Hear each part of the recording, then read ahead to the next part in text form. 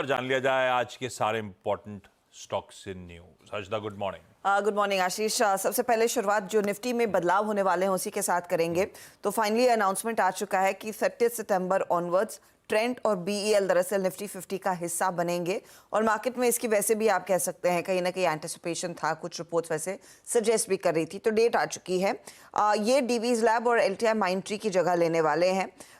साथ ही यहाँ पर यह भी मेंशन किया गया निफ्टी नेक्स्ट 50 में कौन से शेयर अब शामिल होते हुए दिखाई देंगे। तो उसमें भेल, Divi's lab, JSW energy, LTI Mindtree, Macrotech developers, NHPC, union bank जैसे नाम शामिल है। ये दरअसल निफ्टी नेक्स्ट 50 का हिस्सा बनेंगे, तो उन स्टॉक्स पर भी आपकी नजरें होंगी। ये निफ्टी वाले चेंजेस हैं। दूसरी तरफ फुटसी का जो सेमी एनुअल रिव्यू आता है उसका भी डिटेल आ चुका है।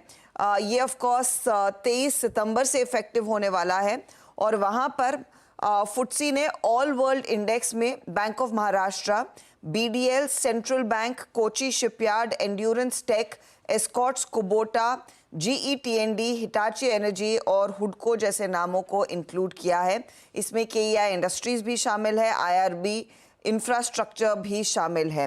तो ये कुछ नाम होंगे जो इंक्लूड होते हुए दिखाई दे रहे हैं ऑल वर्ल्ड इंडेक्स में। तो उसका इम्पैक्ट आता हुआ दिखाई देगा। एक ऑल कैप इंडेक्स में भी 48 नाम आए हैं। तो एक लंबी लिस्ट है वैसे, लेकिन ये कुछ की स्टॉक्स हो सकते हैं जिस पर आपकी नजरें होनी चाहिए फंड फ्लो के लिहाज से, और खासतौर से वो दो जो आपकी बीडीएल है और साथ ही साथ कोची शिपयार्ड है, उन पर खासी नजरें होनी चाहिए क्योंकि पिछले सत्र से ही कुछ मोमेंटम लौटता हुआ दिखाई दिया है।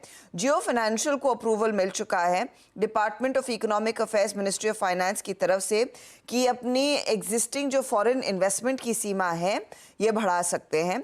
ये लगभग 49% ऑफ पेड अप कैपिटल तक लेकर आ सकते हैं। इस समय जो एफपीआई होल्डिंग है वो लगभग 17.55% है इस पर्टिकुलर एंटिटी में और वहां पर अप्रूवल मिल गया है।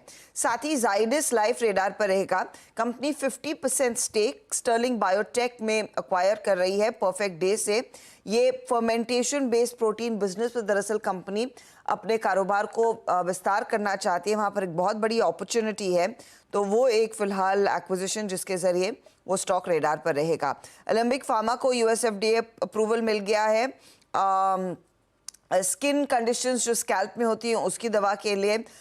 डॉक्टर रेड्डीज को फॉर्म 483 इशू हुआ है 3 ऑब्जर्वेशंस के साथ इनकी श्रीकाकुलम यूनिट की तरफ से।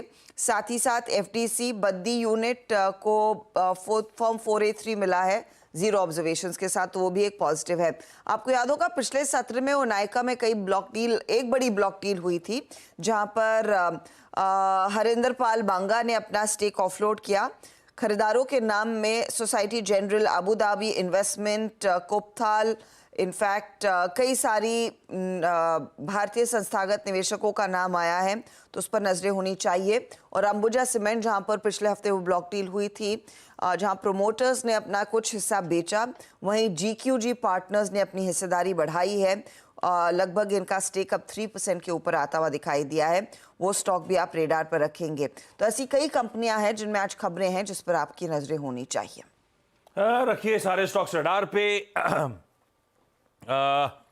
आज मंडे है तो इवेंट सिलेंडर में पहले तो बैंकेक्स की और निफ्टी मिड कैप सेलेक्ट की आज एक्सपायरी है। ये मंथली है तो वेडनेसडे वाली बैंक की एक्सपायरी नहीं होगी, बस बाकी तो सब वैसे ही होनी है। आज अच्छा, फ्राइडे को पॉवेल साहब बोले तो आज शक्तिकांत दास साहब की बारी है। एक इनॉग्रल एड्रेस है सुबह 9:40 पे।